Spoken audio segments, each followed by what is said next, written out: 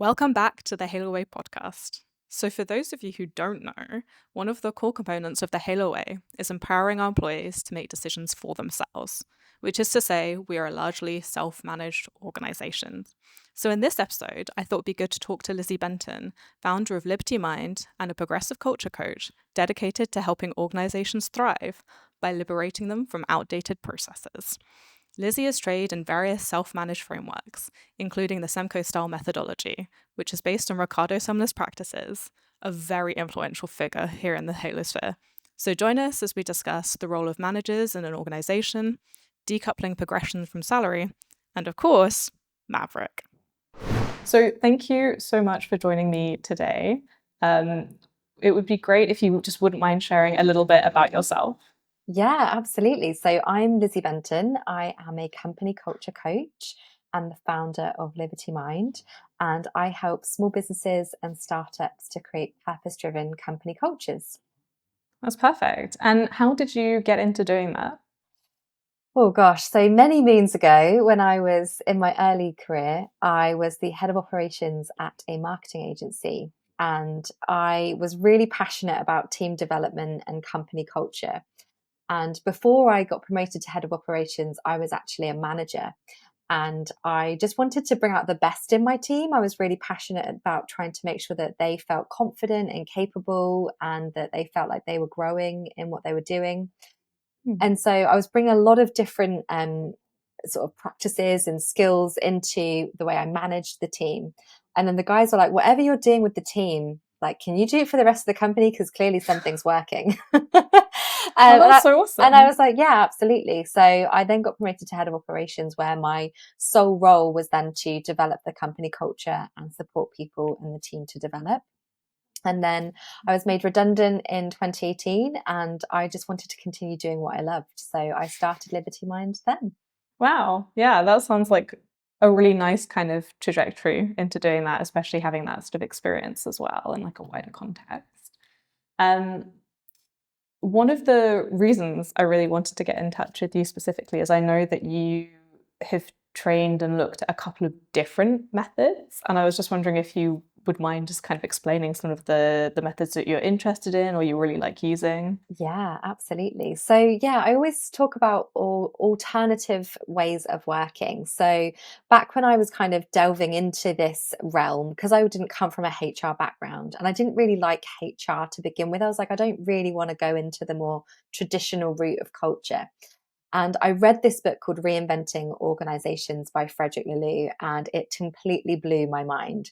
And the best way I can describe it is like a Dorothy moment, where I realized that the veil had been lifted from the way that work so often is and the way it really should be.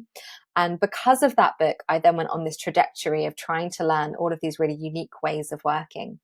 So I then went to Amsterdam and trained as a holacracy practitioner. So holacracy is a decentralized management model that was founded by Brian J. Robertson. So I went to Amsterdam and learnt holacracy. I then trained in Tough Leadership, which is a Swedish organization who provide training and coaching training on how to lead teams and coach people in self-managed organizations. And then I went on to do Semco-style, which is the training that stems from Ricardo Semler, the kind of workplace maverick who back in the 1980s transformed his father's organization by sort of turning it into more of a flat organization. So I really kind of have dedicated so much of my professional and personal development to alternative ways of working, just simply because that I believe that when we can decentralize some of those power structures and we can create more participative environments, we actually get a lot more from work and we're able to be more adaptable and agile and resilient to the world that we live in now, because so many of the practices that we have in company culture are still very traditionalist and kind of date back to the Industrial Revolution. So crazily, it's like we're working with like a 200-year-old operating system, but we still feel like it's fit for purpose. Yeah, I was going to say we are very big on sort of Maverick and Ricardo Semler over here. So I'd love to delve into that a little bit later. But that was really interesting about holacracy and the tough leadership, because yeah, I sort of noted that they both sound very decentralized from having those sort of managers. Is there a kind of difference between those two in terms of sort of the relationship between sort of manager and employee? Yeah, so generally, in a lot of more sort of self-managed, decentralized organizations, we tend to change the role of the manager. So we're no longer wanting them to manage people, we want them to manage the work. So in a lot of decentralized, flatter organizations, there are people that are help facilitate teams. So they're often known as team coaches, and either they will train the team in specific skills or help them with certain areas of the teamwork. But most often, they're actually just coaching the team to help them come up with their own solutions to their problems. So it's almost like we're just asking managers to step back, basically, to allow people to step in. And it doesn't mean that, a lot of the time when people think about self-management, because they hear of like the bossless organization or no managers and that kind of thing, it kind of all that kind of clickbait, it makes it very look very trendy and radical. But in the reality is we still need something to fill that vacuum. So we still need some form of leadership, but it's a different type of leadership. It's not someone telling you what to do. It's someone coaching you to think about what you need to do in order to achieve the goals that you're setting for yourself. Yeah, I think that's something that people find a bit strange here, and maybe a bit strange when they join. I think they expect to be very closely managed, and actually they get a lot of autonomy straight away. And it can be quite a strange sensation, especially I think a lot of people are very used to they've been at school and their relationship with their parents, and then they go to university, and then suddenly you're in this environment where you can make these choices and you're sort of empowered to sort of do what you think is best. And I always say, it's good for the rest of your career. No one's going to tell you how to choose, the rest of that. So I think it's very interesting from that perspective as well. Yeah, absolutely. But you're so right. It's so conditioned into us to be quite passive. And we sort of step into the workplace kind of being treated like children straight away. We're kind of in this like adult child dynamic that tends to happen where managers or bosses take on this role of a parent, which is really odd. And then it kind of ends up not actually helping us. We're not able to step in and to think for ourselves. So really it's kind of changing that relationship dynamic. And it is really difficult because, there are some people who struggle in those types of environments because we are so used to being told what to do. And so suddenly when we actually have to think for ourselves and the accountability and the ownership is much higher, people get uncomfortable with that because we're no longer able to like blame a manager or blame a colleague or, suddenly the accountability and the ownership is much higher. Yeah, that's so interesting. And how do you, so obviously you work with these organizations, how do you find that kind of transition from sort of maybe a more traditional environment to that? Like, how do you find that people kind of cope in those different roles? Yeah. It is a challenge. It really is because there's so much that we've been conditioned with in terms of our workplace. So, whether that is all the way from our education system of how it's quite hierarchical and authoritative, all the way to, our previous workplaces where we may have had, very been micromanaged quite a lot. So we kind of carry a lot of like workplace baggage, I would say. And so kind of removing that and removing the layers of that is really difficult for some people. Some people will absolutely love this and thrive in these types of environments. People that are already very self-aware, very driven, very internally motivated. They tend to be the characteristic types that really flourish in this type of environment. But those who are perhaps lacking a bit of confidence in their capability or the way they're showing up, that it can be a real challenge for them. So we really start off essentially very, very slowly. We don't kind of rush into this kind of journey. It's really about helping people to find their footing, find what support mechanisms they need. Because when we're trying to decentralize, we don't want to remove all structures. In fact, what I often say is it's quite funny that actually flatter organizations often have more structure than traditional organizations. It's just they're much more intentional about what those structures look like and they're much more inclusive. So it's really interesting when we start on this journey, just having these conversations with teams about what does that feel like? How does that look? What are some of the things that we have to be aware of for each other? And I guess that's sort of definitely a even bigger change for the people who have been managers and now are maybe moving more into like a kind of coaching role. How do you, I don't know, help somebody sort of change the way that they approach, I guess, their job, like it's completely different. Yeah, absolutely. I think a lot of the time when we think about that transition, people think what they're about that they're losing something. So we have to try and really help them with that mindset that they're gaining something. And actually, it's an enabling them to be better at their job, because so often, managers are often sort of joke that they're like Mr. Stretch. They're stretched in so many different directions, trying to like please people and then please the senior leaders, and they're kind of like stretched in all these different directions. And often they're having to like manage people as well as do their own workload. And it's like they're just kind of shoved in the middle and kind of pressured. It's like a bit of a pressure pot for managers. And actually alleviating some of those things and actually figuring out, what do you want to contribute to the company? What are the projects you want to work on, and what type of manager would you like to be? And actually helping them make that for themselves rather than feel like it's external pressures telling them how they have to manage. So it's really a different mindset change, but also helping them to identify, okay, I can contribute a much more value by supporting people, by helping people to be like stepping in. So it is a bit of a mindset shift, but also helping them to transition and to see what they're gaining, not what they're losing. Yeah.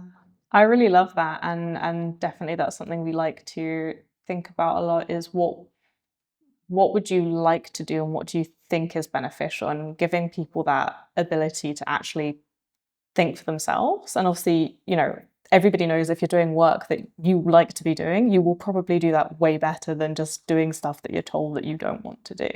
And it's just, yeah, really refreshing to hear that.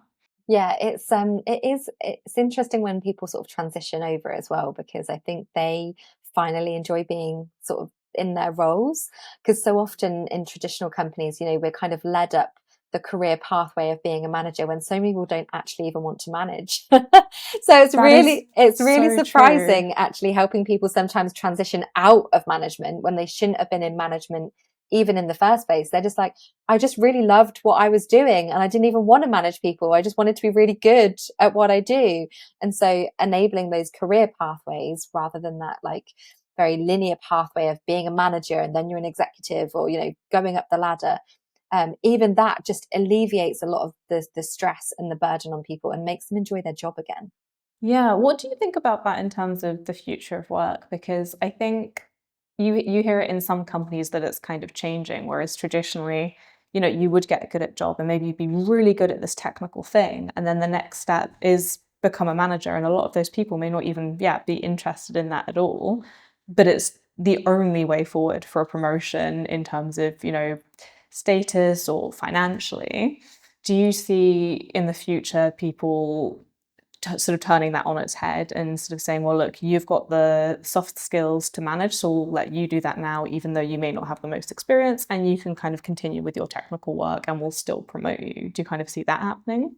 Yeah, absolutely. So career pathways is becoming really quite popular in job crafting as well. So they're kind of like the two key terms that are kind of banded around, but they really mean the same thing. It's like, how can we help people grow and develop and absolutely find that they're getting their compensation for what they're adding into the organization without it always being linked to um, you know how you define your job role. And it is really different in a lot of flatter organizations because people have different job roles.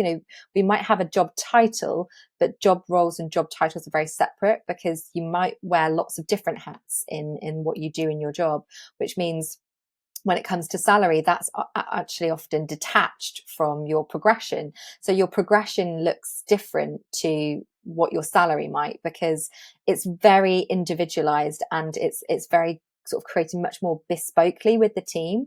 And that's very different to what we see. So I definitely think in the future, we'll start to see this decoupling from progression and salary, which is required really, because if we think about it, even when people get sort of promoted in quotes, like I always laugh at about 10-year promotions, because it's like, okay, they've been at the company for ages, but what are they actually contributing? Now they just keep getting bonuses and they become the most expensive employee, but the one that's not contributing. So it's kind of like a get out of jail free card, that you can be a really lazy employee and then get paid really well. And it's like, well, that doesn't work, does it?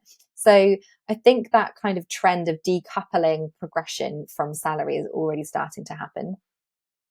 Yeah, I hope that's the way it's going. Obviously, yeah, we're quite pro that, and we always have a joke about job titles, and sometimes, depending on what role you're doing externally, you might alter your job title so it makes more sense to people, and internally, we don't really mind. It doesn't really matter. Everyone's doing a bit of everything, and we always have sort of email signature jokes saying, "I'm head of this today," which is quite fun. I love that. So, Maverick, Yes. have you read it? Yes, so I've read Maverick and The 7 Day Weekend by Ricardo Semler. Yeah. I don't think I've actually read The 7 Day Weekend yet.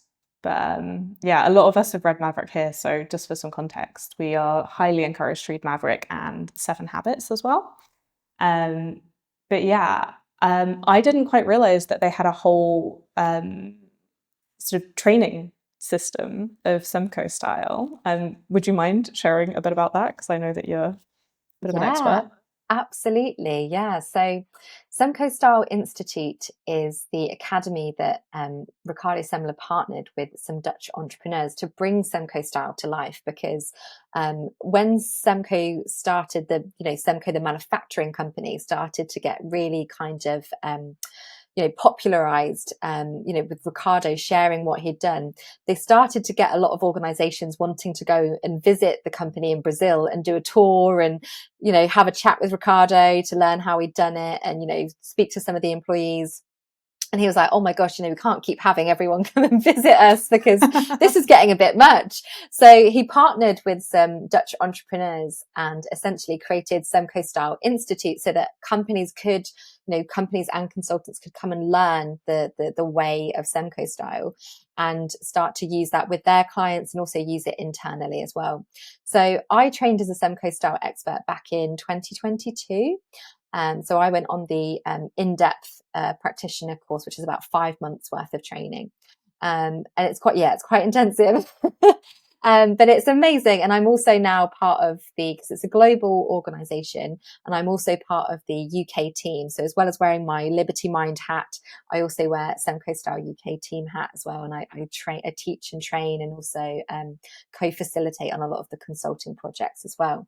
So it's fantastic because it has a framework and a roadmap that helps people to start to decentralize and create more democratic management practices. But it's not really dogmatic. And that's what I found with a lot of other systems or management methodologies is they're very obsessed with their framework and obsessed with doing step one before you do step two. And it's all really like prescriptive. But the reality is, even from my experience of working with businesses, that's not how companies and businesses are. They're very complex entities with lots of internal and external changes happening all the time. So, being really dogmatic in the way that you are doesn't help. So what I really always enjoy about Semco-style is it's very holistic. It gives you lots of tools and practices to pick up, but it's not like, overly prescriptive. It's about you finding what things that work for you and thinking, well, actually, how can we make this our own? How can we make this, different to our organization and what's going to really work for us? So yeah, Semco-style Institute is global. So they're all over the world. And yeah, it's fantastic because we have such a vibrant community, and Ricardo is still very much present in that community. So we have a regular global community meetup. Even if I think it was last month, we had Ricardo come on and talk to us about what he's up to, and share some stuff about his potential new book that's coming next year. So it was really exciting. That's Yeah. exciting. Yeah, I didn't So, know that. yeah, really exciting to be part of that community and to be pioneering that type of work. Yeah, that's one of the things I really liked about Maverick. I think I was a bit skeptical that you get handed a book, it's suggested that you read it. You don't have to, obviously. And, I'm always a bit skeptical of things. I like to see what things are about first, and I kind of was reading it. And what I really liked was obviously it's very transparent. He's just sitting there in Maverick saying, I tried this, didn't work. I tried this and it did work. I tried this and it worked at this point, but it stopped working because we've changed. And that was really good because it was very transparent. It wasn't telling you to do anything. And I think at the end of the book, there's an example where they say, they tried doing this because we did it and that made no sense because we're completely different organizations. And I think that's really good because it's, obviously not trying to shove anything down your throat because it's just not going to work. Everything's different. Yeah, absolutely. And that is, one of the foundational kind of principles of, Semco is transparency, is making sure that we have that radical transparency.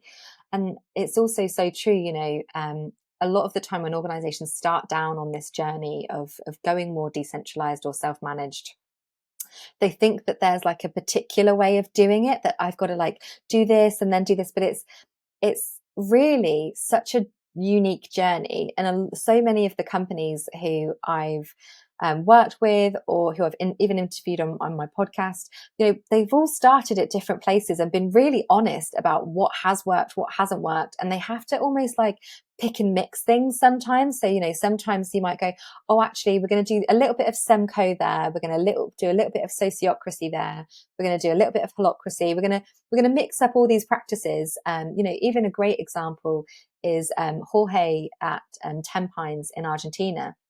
They are a self-managed entity. I think they're over 100 employees now, but they have so many different practices that stem from different ways of working. So they use Semco practices. They use a bit of sociocracy. They also use some Japanese practices and different decision-making techniques. So it's almost like they've just built something that works for them. They've not had to follow this like strict way of working. They've just gone, okay, we need a better decision-making process for teams to use. So what decision-making processes are out there and what feels right for us to use and how can we adapt it slightly for us? So that's what's so exciting, is that every business just seems to just kind of make it their own, which I just absolutely always find so fascinating. Yeah, I was going to say that must keep it an interesting job for you as well, because if it was the same every time, I'm sure you'd be utterly bored at this point. I think in a future episode, we will be talking to somebody who's at a very, very small organization, and they are all very empowered to make decisions, and it's very, very similar. And what's kind of interesting about us is we're now sort of globally around 200, 250, we're sort of growing all the time. So I was wondering if you had any thoughts about kind of scaling these things, because when you talk about all of these things and being decentralized, it seems much easier if there's only 6 of you, 10 of you, but when it gets big.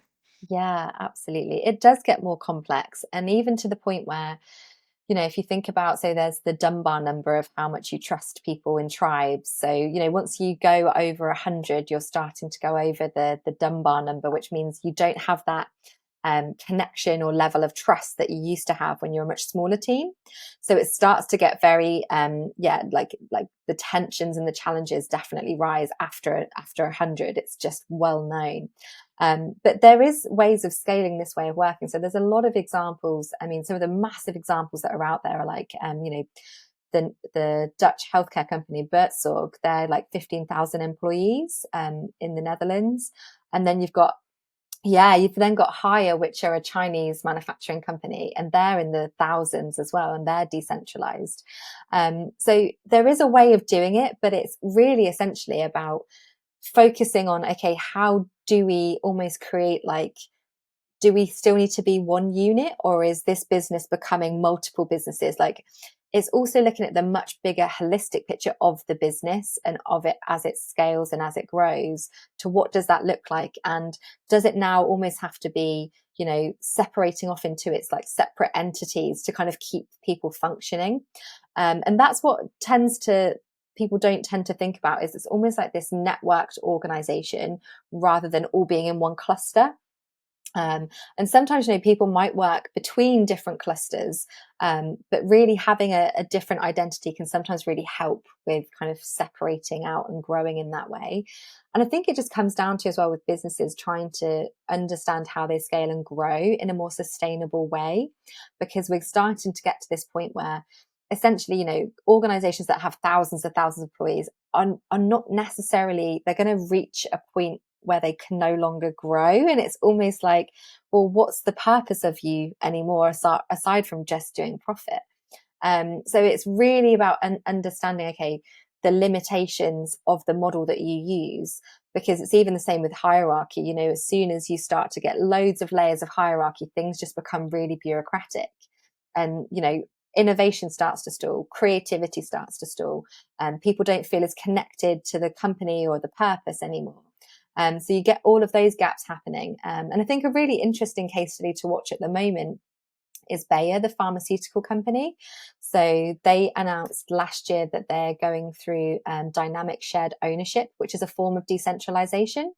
So, you know, their new CEO has sort of come out and said, Bill Anderson, who, you know, previously was at Roche, he's a massive fan of self-management and teal organizations. So he's kind of gone like, right, we're going to try this at Bayer because we've got some serious bureaucratic rubbish going on and we need to kind of start to clear the decks.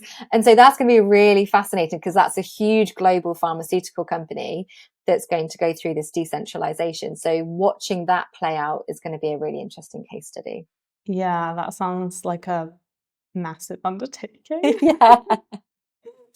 I know that obviously in Maverick they do just decide to split up the plant so that and just have it separate kind of like organizations running, which is very interesting. And I think we kind of tend to do that when a team just feels a bit too big for people to really have a grasp in depth of everything that's going on. We have a look and kind of split the team up into a way that kind of makes sense. I think that's really helpful, and it keeps everyone a lot more engaged with their work and they don't feel forgotten, and you can see your impact much easier, which is obviously like a really, it's really, really important. Yeah, it is definitely, because it's so easy to get lost once you create such a big system. And like you say, you no longer really see the impact of your work, and you're not able to have that more hands-on approach, which we all want, because, you know, suddenly you're having to report to someone who isn't even in your area, but they're like 3 levels up, and it's just kind of, it starts getting really ambiguous. Yeah, for sure. Do you think there's an easy way, if you feel like you're a growing company, if to sort of stop any kind of bureaucratic processes kind of coming in? Do you have like any kind of recommendations as to how you think somebody could kind of identify it? Because I think sometimes you don't see it until it's a bit too late, and then how you might kind of deal with that. Yeah, absolutely. Oh, that's such a good question, because it's really easy to fall into this like bureaucratic way of working. And, you know, I speak to a lot of founders who have like grown their business and they're like, oh, well, you know, we hit this size, and then we're like, oh, we better start adding managers and like all of this kind of, you know, it starts getting really like clunky. And then they say to me, I've created a business I don't even like because it's just Oh, become, you know, wow. this horrible, like very bureaucratic, very traditionalist way of working. And they're like, I don't know how we ended up here, but it's just really easy to do. And I think a lot of it comes down to, first and foremost, trust. Like, do we trust each other? Because a lot of the time, some of these bureaucratic policies and procedures and processes are really because we don't trust each other. You know, what are some of the you know, there's a brilliant practice in Semco-style of like write, rewrite, and erase the rules. So it's like, what are the rules that we have at the moment around how we work, and why do we need to remove any of these because these just seem pointless? Or what do we need to, how do we rewrite them to make them make common sense to everyone? You know, what are the boundaries? So there's some really good practices to kind of go, oh, actually, what are the rules that we have? Where did these come from? Why do we have them? You know, asking why all the time of what were we hoping to achieve with this? So I think that really helps. And obviously, just if people want to be more human in the way they work, they really have to ask themselves if any of their ego is getting in the way of creating some of these rules. Because sometimes it's a bit of a power play, right? And let's not pretend. It's sometimes a bit of a power play where someone goes, oh, well, I'm now in charge, so I'm going to put this new rule in. And everyone's like, well, we were working fine before. I don't really know why this has been put in. So it's also that kind of like egocentricity kind of starts to like merge into the workplace. But I would definitely say that's where I would start, is looking at some of those rules and being really cautious about why you're adding in managers and what you think that's going to achieve. Because again, we don't often question why we're adding in layers of managers. We just do it because we think that's what a grown-up company does. Um, So it's all about questioning. It really is about, questioning the status quo and challenging your own assumptions about how things have to be. I like that. Well, we're a big fan of challenging the status quo. But a lot of this comes from, I guess, the top down. And obviously that's a lot of the time companies have to make that decision of how they want it to be run. And then they give people a bit more autonomy and empowerment to actually make those decisions. But is there anything that kind of like an individual can do if they're at a more traditional company? Do you think there's sort of anything they have the power to do to make it change? Mm. It's really hard because what I often see is people that are stuck in these organizations who do feel like they are, yeah, at the whims of leaders, essentially, and getting very heavily micromanaged. And I think the only thing they can really do, if you're at a team level, is to figure out if, as a team, you can create your own experiment or you can do something in your own little cluster. So there's a lot of examples of how this has happened in lots of other kind of institutions, because essentially what you want to do is almost create a bit of a heat shield between the organizational culture and how your team runs as well. So you can always do that. It's just knowing the boundaries that the organization has put in place, but also saying to your team, like, well, how do we want to work that's going to be effective for us? And so kind of being a little bit, respectfully challenging is a great way to kind of start to kind of push the boundaries slightly and to start to find your own autonomy in how your team works. So, there's so many practices that you can do as a team. Like there's better meeting styles. There's like setting your own social contract as a team. You might have your company social contract, but what is it that you as a team want to have expectations of each other, and what are those boundaries? So I always say to people at a team level, try to create almost like your own little bubble, and create that heat shield from the rest of the organization if you are somewhere that is heavily bureaucratic. And really, hopefully then the effects of you working that way will mean better performance. And so what they'll start going is like, oh, how come you're working really well, and you're performing really well? Oh, I wonder, because we're not following your ridiculous rules. We've kind of got our own. And so that's what I would say is almost doing it via contagion. So, doing these little small experiments and then kind of spreading it out. Oh, that's so interesting. I thought potentially the answer was not a lot, but that's actually really, really interesting. Yeah. I'll bear that in mind if I'm ever stuck in that situation. So thank you so much for coming on. That was all very, very interesting. And I hope our sort of listeners can take something forward, even if they're not in the organization that they'd like to be. So thank you so much. Oh, no, thank you for having me. It's been a pleasure. So thanks again so much to Lizzie for being on the pod. And if you're an organisation that's self-managed, we would love to hear from you.